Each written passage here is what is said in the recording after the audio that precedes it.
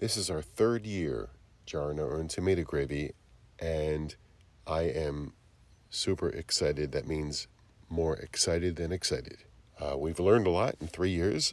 We started out with a hand crank mill, and then we graduated to a quarter horsepower tomato crusher. This year, we have extra help that we desperately needed. We have a new machine that I hope speeds up the entire process. We're steaming the tomatoes whole instead of cutting them, which took many, many hours. Not only cutting, but also cooking them down, straining them. I'm interested to see how much time we can save this year. Oh, and also this year, instead of boiling the jars for canning to get them to seal, we are skipping that step altogether, hopefully saving a lot of time by storing our jars in a 250-degree oven until we're ready to fill them. And we're turning them upside down and covering them to seal. So please like and subscribe and learn along with us. Now let's get started. I called a local farm and ordered ahead the amount of tomatoes that we would need. My suggestion would be check your local area to see when the tomato harvesting season is and put your order in nice and early. Well, there they are, Mozzarella Farms, family business, been around for a very long time. We bought all our tomatoes there this year. They're not a sponsor of the channel. Wish they were, but sadly we had to buy all 1,000 pounds. You'll hear more about that later.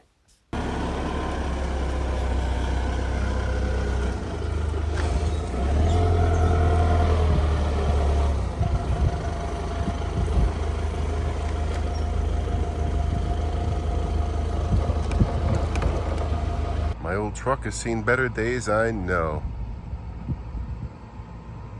But I made it to this year where I just picked up 1,000 pounds of Roma tomatoes. Another advantage this year was that I didn't have to put any of the 1,000 pounds of tomatoes out in the sunlight like I did last year. So that was another time saver. Well, there it is, the Fabio Leonardi 1.5 horsepower tomato crusher, as they call it. I had it imported from Italy last year and couldn't wait to use it this year. According to their website, it's the largest machine manufactured in Italy and has the capability of crushing through whole tomatoes.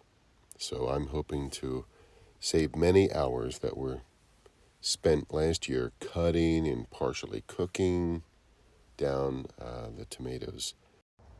In addition to all the tomatoes we bought last year, we also had to buy basil to put in our jars.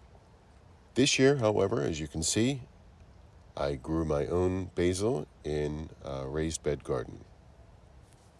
Up goes the tent to protect us from the sun, because this could end up being another very long day. Yeah, we should be working already, and look at these two.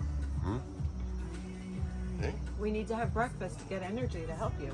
The very first thing you want to do is to wash the tomatoes. The second step would be to rinse them, and the third step would be to examine them to take off any rotten parts. Other than that, with this new machine, there is no cutting. So into the steamer they go. Whole tomatoes, saving us probably 5 hours of slicing in half or even quartering 1,000 pounds of Roma tomatoes. What a blessing. You only have to steam them long enough for the skins to begin to crack, and then you're ready for the tomato crusher. This machine can never run dry. That's why I put the tomatoes in first before you turn it on. And also I put a little bit of olive oil, well actually a pretty good amount, over top of the screen here, and some in the hopper.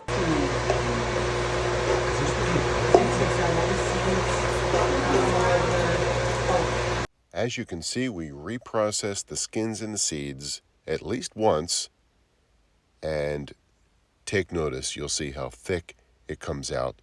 It's almost as if we did the tomatoes all over again. It really extracted a lot out the second time, making for even thicker tomato gravy.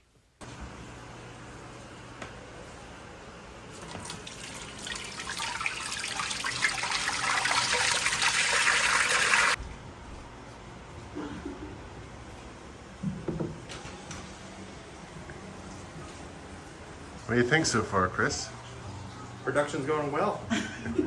We're at a standstill right now because the cooking process of the tomatoes is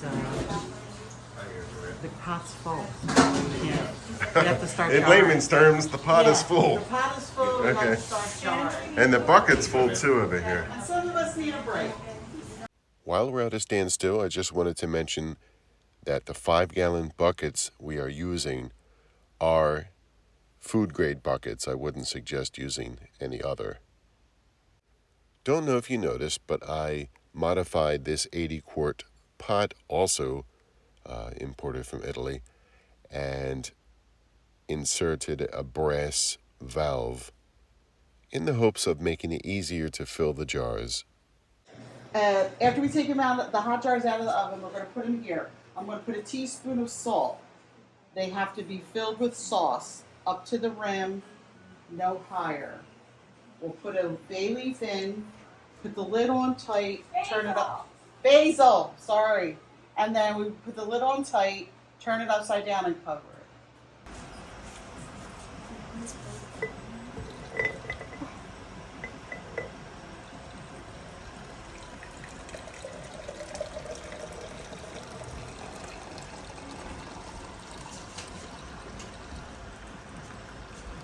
Oh.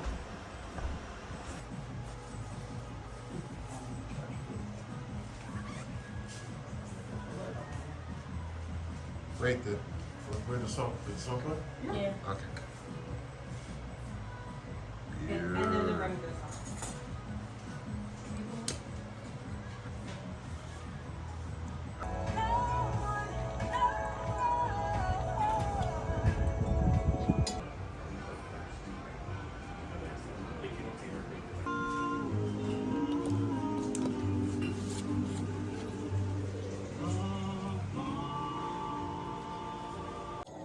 It really pains me to say this, and I mean that from the bottom of my heart, that for the last solid month, probably for the last 2 months, I have sounded the alarm and said, let's make sure all the prep work is done. Take inventory of your jars, your lids, your screw tops. And I repeated that ad nauseum. And here we are the day of, and we are running out of jars. Now they had to run out, and who knows, it's going to hold us back at least an hour, I would say, or more, because when we get the jars we have to sanitize them before using them.